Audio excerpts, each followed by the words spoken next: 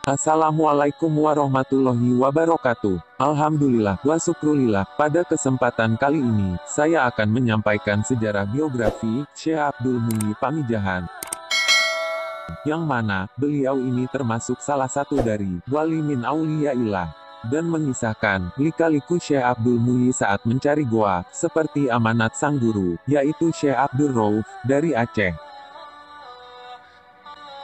Syekh Abdul Muhyi adalah tokoh ulama legendaris yang lahir di Tapos Depok, tahun 1650. Beliau merupakan putra Raden Panji Wanayasa, di Jatijajar Tapos Depok. Darah Mataram mengalir deras, karena beliau adalah canggah Panembahan Senopati Mataram, serta cicit Ki Ageng Mangir Pembayun. Syekh Abdul Muhyi tumbuh dan menghabiskan masa mudanya di Depok, Imogiri, dan lama bermukim di Gresik dan Ampel, Jawa Timur. Ia pernah menuntut ilmu di pesantren Kuala Aceh, kepada Syekh Abdul Rauf, selama 8 tahun. Syekh Abdul Muhyi kemudian memperdalam Islam di Baghdad pada usia 27 tahun dan menunaikan ibadah haji. Setelah berhaji, ia kembali ke Jawa untuk membantu misi ayahnya Panji Wanayasa menyebarkan agama Islam di Jawa Barat. Awalnya Syekh Abdul Muhyi menyebarkan Islam di Dharma, Kuningan, dan menetap di sana selama 7 tahun. Selanjutnya, atas perintah abangnya Arif Maulana Garut, ia mengembara hingga ke Pameumpek, Garut Selatan, selama setahun.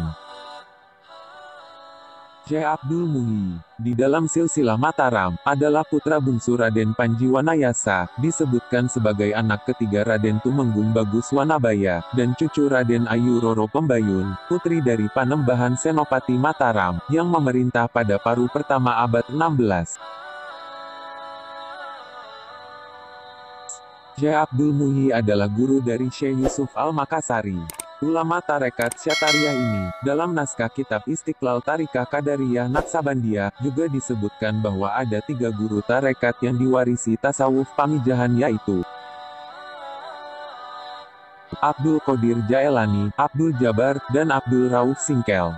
Syekh Abdul Muhyi melanjutkan pengembaraannya hingga ke daerah Batuwangi dan Lebak Siu. Setelah 4 tahun menetap di Lebak Siu, ia bermukim di dalam goa, yang sekarang dikenal sebagai Goa Safarwadi, dengan maksud untuk mendalami ilmu agama dan mendidik para santrinya. Keberadaan Goa Safarwadi ini erat kaitan dengan kisah perjalanan Syekh Abdul Muhyi. Dikisahkan, pada suatu saat ia mendapat perintah dari gurunya, yakni Syekh Abdul Rauf Singkel, dari Kuala Aceh, untuk mengembangkan agama Islam di Jawa Barat, bagian selatan, sekaligus mencari tempat yang disebutkan dalam ilhamnya, dengan sebuah gua, sebagai tandanya.